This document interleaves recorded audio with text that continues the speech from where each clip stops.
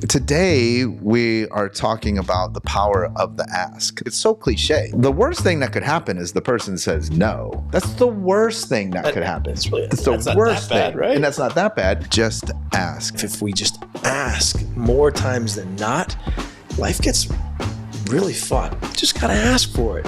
So I live my life that way. I really try to install that in my children. I know Andrea does, and we talk about it. And when we get those little victories, those little wins from the ask, it almost makes the experience like it.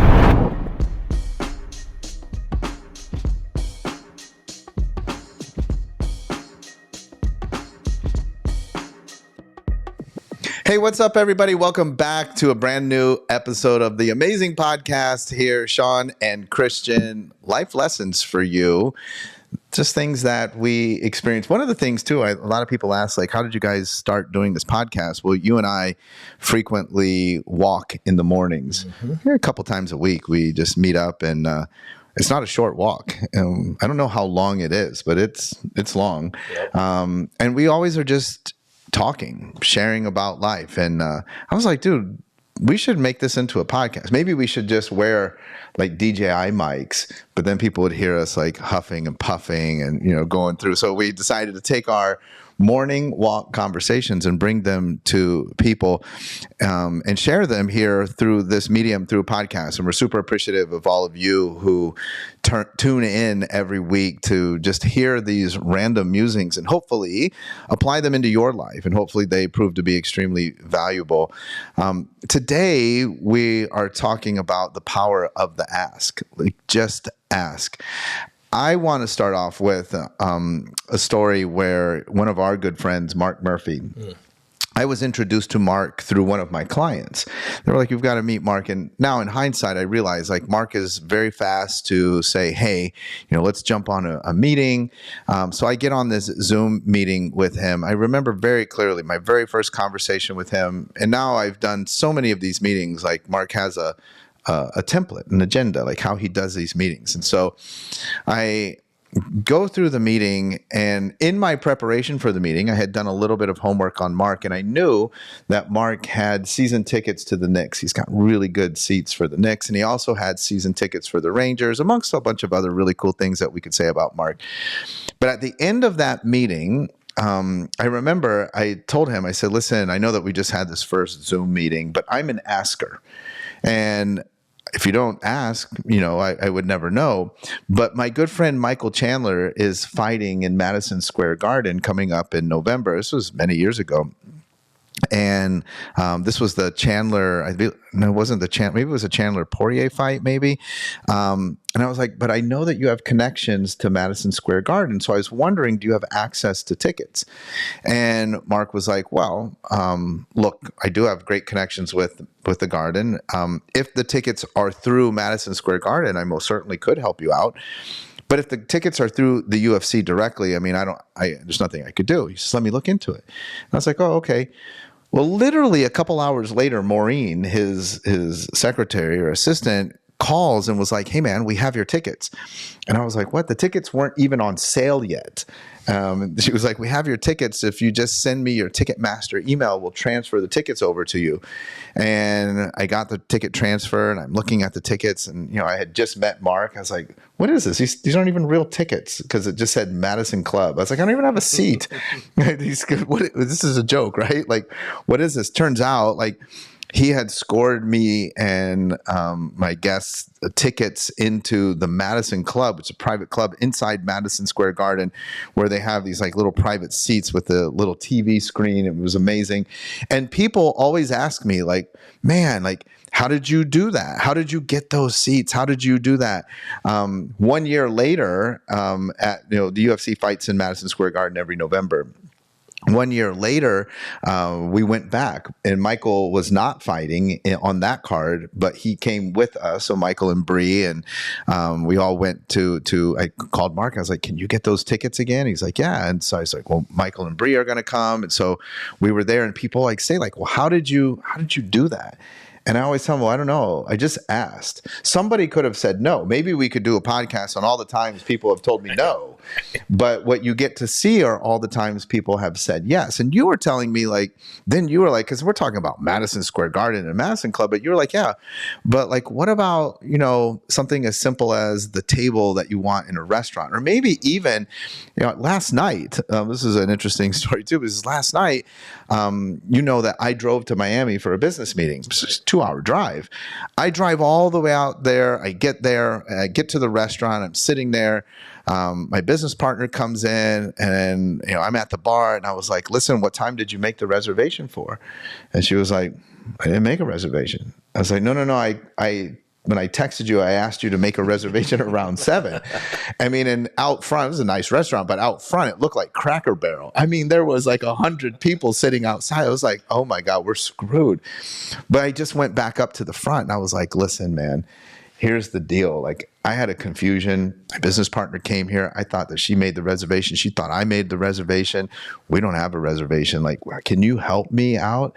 And they were like, yeah, no problem. I was like, well, I mean, it was like 6:40. I said, well, honestly, we thought our reservation was at 7. So we're totally fine if you've got to make us wait. But I don't want to wait like an hour or 2 hours. Like, can you get me in? And they were like, yeah, we can have you in at 7:00. And I was like, it worked out perfect. But you have to ask to that point. Like, you've got to ask. Got it. And you've had so many scenarios in your life where you've learned how to ask. And that's one of the things too. I love going out places with you because you are a master asker yourself. I do like to ask.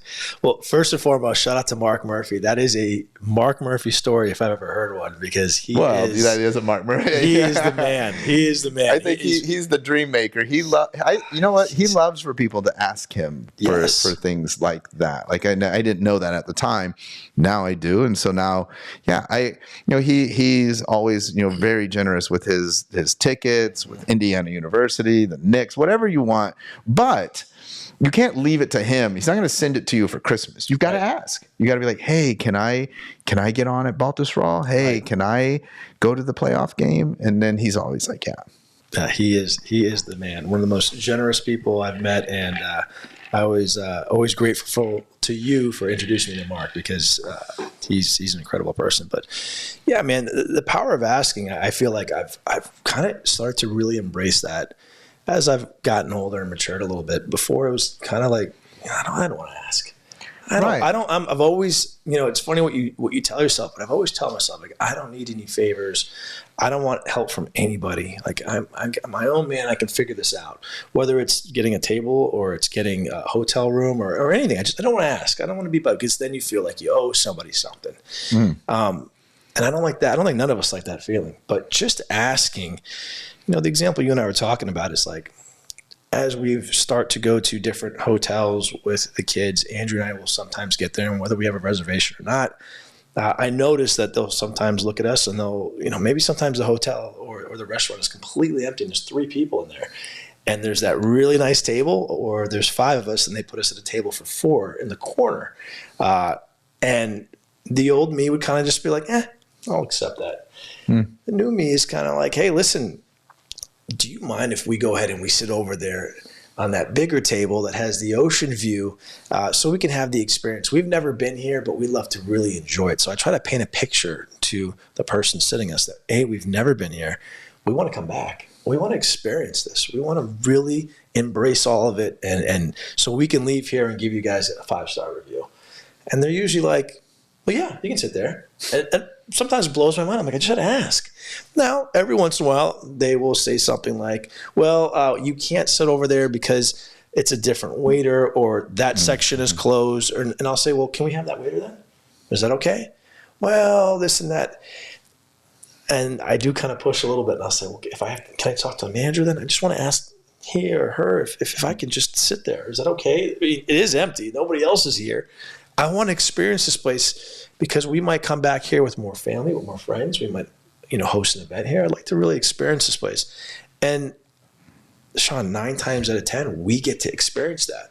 So instead of sitting there and being like, all right, well, I don't want my back up against the wall, or maybe I do want my back up against the wall, it's opened up so many doors, whether it's a restaurant, whether it's a hotel room. When you get to a hotel and they are about to check us in, I'll just say, is that the best room you got? And I kind of say it jokingly, but I'm serious too. I'm like, hey, this is our first time here. Or hey, we come here. We've been here 10 times.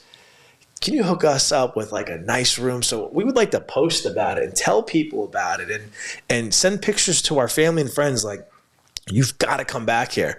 And they usually they kind of like get a chuckle out of it. Sometimes they do. And then when they do, they're like, actually, yeah, we'll upgrade you guys. No problem. We'll give you a better room, or we'll give her. But it was just because we asked. And I think in life, if we just ask more times than not, life gets really fun. And I've actually grown to love doing that. Like it's kind of a sport. It's kind of a game. It's kind of a fun little game where I will then do it with my children and say, hey, Boston, go ask the waiter right there if maybe we can have some cookies at the end, but get real specific. Tell me you want those chocolate chip cookies and the white macadamia nut. Don't bring all the oatmeal. Oatmeal. Nobody wants the oatmeal. Oatmeal's good, but it ain't that good. Give me the red velvet and the chocolate chip, but ask for it. If not, if you just say, can I have some cookies? They're going to bring you out 5 oatmeal cookies, 1 chocolate chip cookie, and everyone's taking that cookie and breaking it into 5 pieces. You just got to ask for it. So I live my life that way. I really try to install that in my children. I know Andrea does it, and we talk about it. And when we get those little victories, those little wins from the ask, it almost makes the experience like it so much better because we're like, all right, we earned this one. There's so much in this. It seems like a very simple thing, but there's so much into this concept. Let's go back to, you said in the beginning that you didn't want to ask, right? Because you felt like, well, it established sort of that law of reciprocity. You're like, look, now I owe this person. How can anybody who's listening, how do we go through the process of moving from that? Because I know a lot of people are like, I don't want to ask. Mm-hmm. It's interesting too. One of the things I find that's fascinating to me in my line of work, where let's say that you are a client and you're paying me thousands of dollars to have access to me through coaching, and we talk on the phone and I give you that coaching, and then 48 hours later, based off of our conversation, you have a question and you don't text me, you don't email, you don't ask. And 1 week later, we're on a call and you ask me and you literally say like, hey, like, so based off what you told me, I started to do that. And then 2 days later, I got stuck because I had a question. And so now here we are, 7 days later having a conversation about it. And I'm like, well, why didn't you just ask? Like, that's really weird because you're paying money, right? And you're choosing not to ask. Like, even for somebody who's like, listen, I'm engaging you, I'm paying you money, but I feel weird about sending you a text. I feel weird about asking for help. How can we move ourselves to where we don't feel weird about it? I mean, and after all, like, it's so cliche, but the worst thing that could happen is the person says no. Like, we can't do that. You can't sit at that table. I'm sorry, I have a reservation in 15 minutes. Right. There's actually a party of 6. Right. The table's set for 6. You guys are 5. That's not going to work. Right. That's the worst thing that could happen. That's the worst thing. Right? And that's not that bad. But how do we get to where we're like, look, I mean, I might as well ask. Is the worst thing that could happen is they say no. Right. Well, I thought you'd never ask. Right. So that's a bad dad joke. But listen, it literally comes down to just like, I really feel like people want to be asked certain things. I think for the waiter that's there that is just kind of having a mundane, boring day, and you ask him and kind of throw that curveball, it's like, oh, things just got a little interesting here. Now they have a choice. Just asking people things, again, I think a lot of times, back to your example of you coaching somebody, what a missed opportunity for that person where you're just sitting there as a coach going, man, I want you to ask.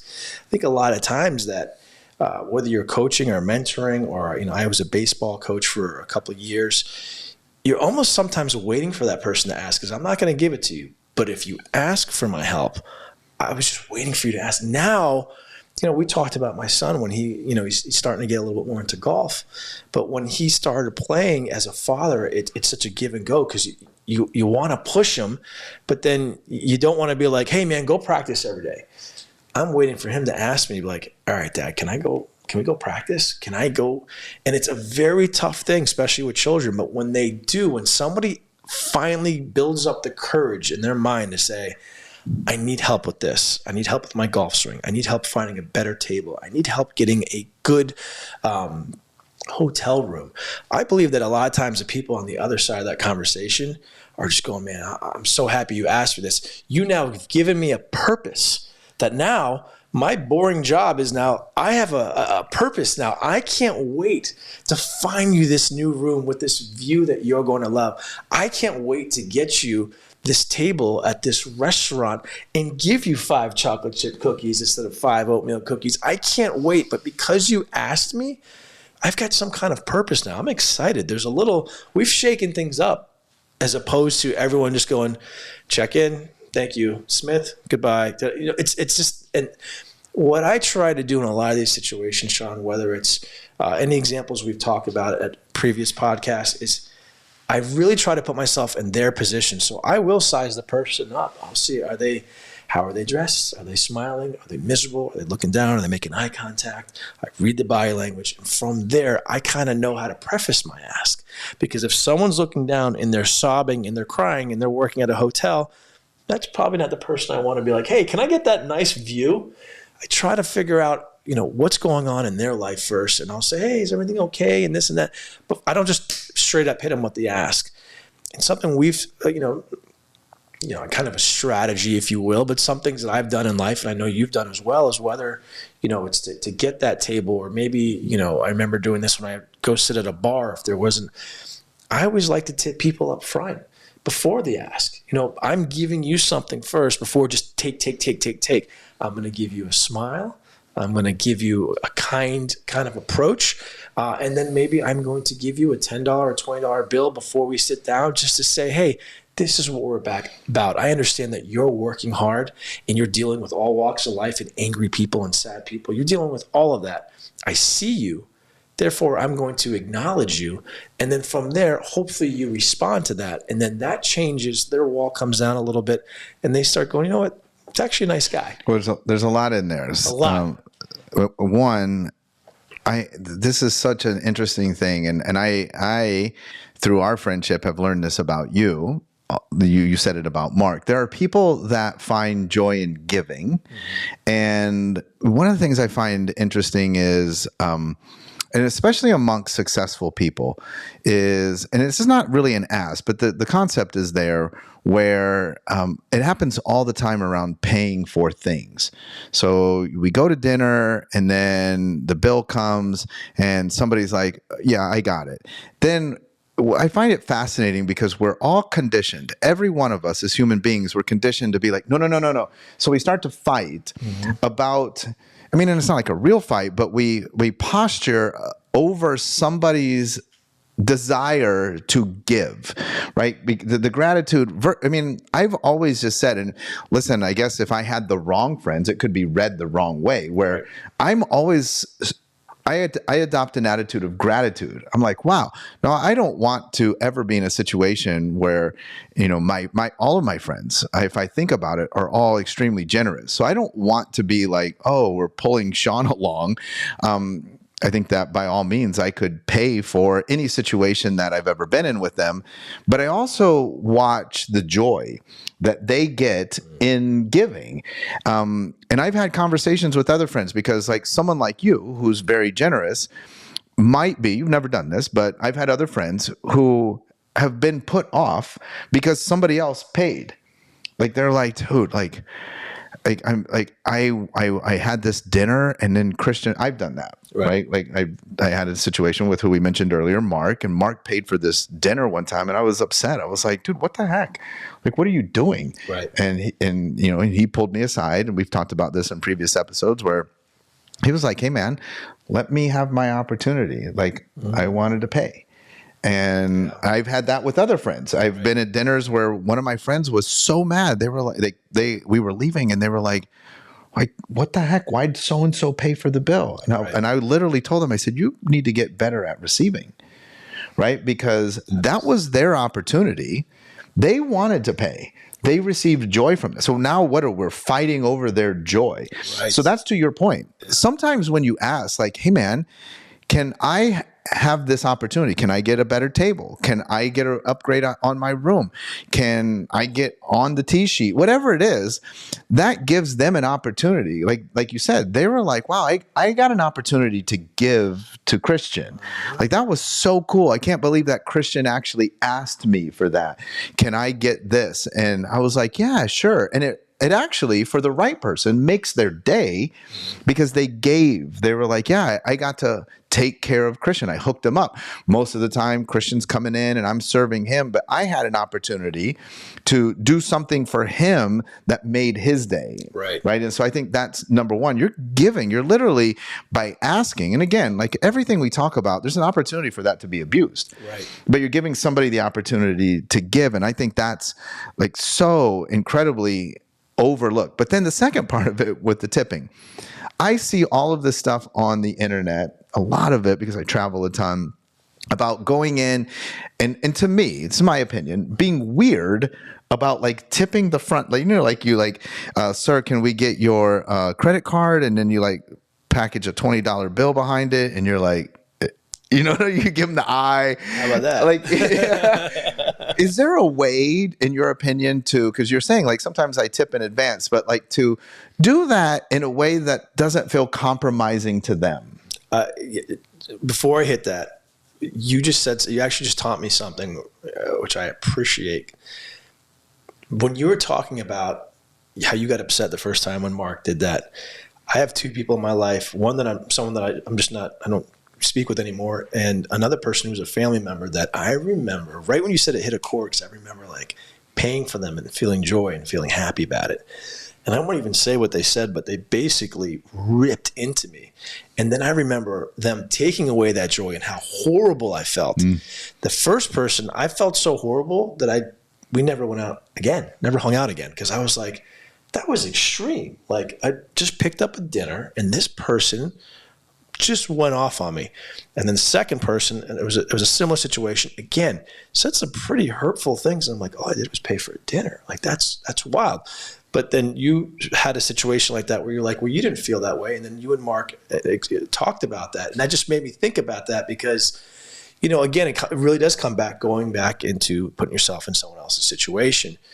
They didn't realize that maybe that brought me joy. A lot of people don't. They don't realize. They think you're trying to one-up you and you're trying to. We're conditioned. No, I got it. Right. No, I got it. Let's split it. Like, if somebody's like, I got it. I mean, and again, I'm always like, one, thankful to them. Also, two, for me, like, I'm thankful to the universe because here's what I know is that when you give, a lot of people have an expectation, like, and this is so messed up. Like, a lot of people think like, I'll buy you dinner tonight. Like, oh, I got the bill. And they literally say this, you get it next time. Right. That doesn't make any sense. Right. I'll buy dinner tonight. Somewhere in the universe levels it out. So then I'll be somewhere else and Dave Meltzer will be like, let me buy dinner. And I will think to myself like, oh, wow, that's cool. Like, it just leveled out because I bought dinner with Christian and now Dave bought dinner. And now like the universe has the ledger. Right. The ledger's not between you and me. Right. The ledger's overall, or it doesn't even have to be that. Like, maybe I pick up somebody's dinner and then I get a new client the next day. And I'm like, oh, the ledger just balanced out. Right. So the expectation that we're on this one-to-one thing, but also too, don't rob somebody of the joy of picking up the tab or giving you a hookup or just, helping you out in a time of need. I think that's the craziest thing that our society's been conditioned to, that we're like, no. No, it's such a dangerous thing. You've got to catch yourself every time you're like, no. Right. You got to be able to accept it. To answer your other question about how do I think that if you're going to give somebody $5, $10, $20, whatever it may be, any kind of tip, I think it's important that you do it so discreetly that nobody, including wife, kids, and nobody sees it. This isn't here's 20 and you're putting it in front of their face like, go play video games. It's not that. Again, it comes down to how you make them feel. I think if you quietly do it, what I always like to do is I go for the handshake. It's old school, we get the handshake, but it's put together so small that nobody knows. And then if they try to pull back, I kind of look at them and I'm like, thank you. No, really, thank you. And again, 9 times out of 10, they're like, thank you. And it just, again, I don't think it happens as much. I think, times sometimes get tough for people. And my challenge to other people, because I did this when I didn't have money, and I did this as I've grown my company, whether it's $1, and you can talk about your $2, but whether it's $1, $2, $5, it's more the intention. It's more hey, listen, I see you. Just want to say it's an appreciation. It's not necessarily the amount of the money. It's more so hey, I see you, whether it's, it's just basically the intention where they walk away and they go, well, thanks. Because maybe that person hasn't been seen in weeks or months, and they're going through their whole situation. I mean, you got to think, if somebody's working in a lot of those industries, they didn't wake up and say, you know what, this is what I want to do the rest of my life. Mm-hmm. So they're kind of there. Some people enjoy it and they love it, but some of those people don't. And for those people, it's like, all right, I see you.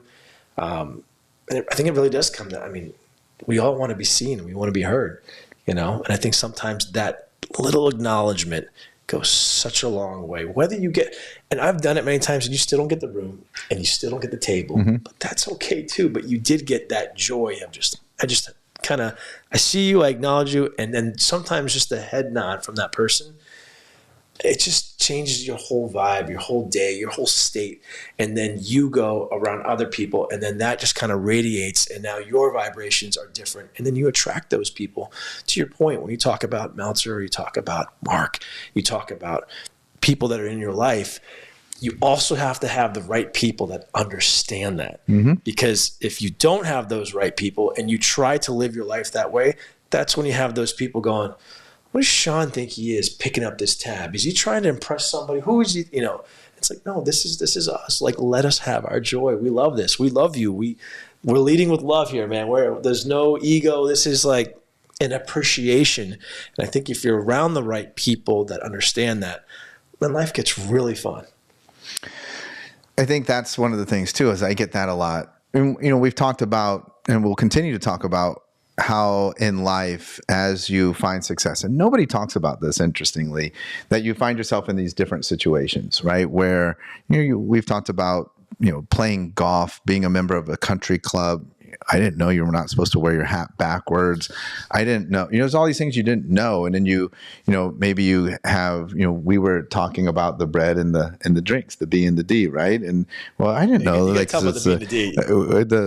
The bread and the drink, right? So like there's things like we learn these things through life, and nobody ever talks about that.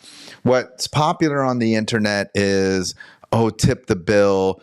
Get your friends together. Let's tip $1,000 each, and that's cool. So I'm not knocking it, and let's record it and then put it out to the world. It's like, but one of the things that you mentioned, and I get asked a lot in situations, which I'm actually very not proud, but I'm proud of the person, because this is about asking. Like, sometimes people will say, like, hey, like, we go to a nice place and you have a caddy, right?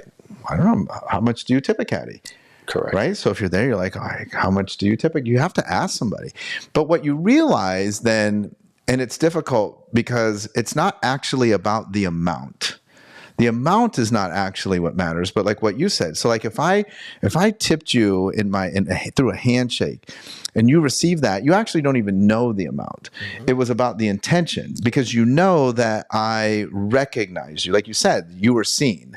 That, hey, listen, thank you. I express that gratitude. And you know that I expressed that gratitude monetarily, but it could have been a $5, a $10, a $20, or $100 bill. Right. But because you said it was packed so small, they don't know that, but they do know that it was something. It could have been a 1, but it was something. And I think that's what's most important. What's one of the things that I don't like about our tipping culture here in the United States is that, when they turn the iPad around and you just are like, I scooped your ice cream. Do you want to give me 20% on it? But the problem is that the person that you gave the 20% to, they don't even know.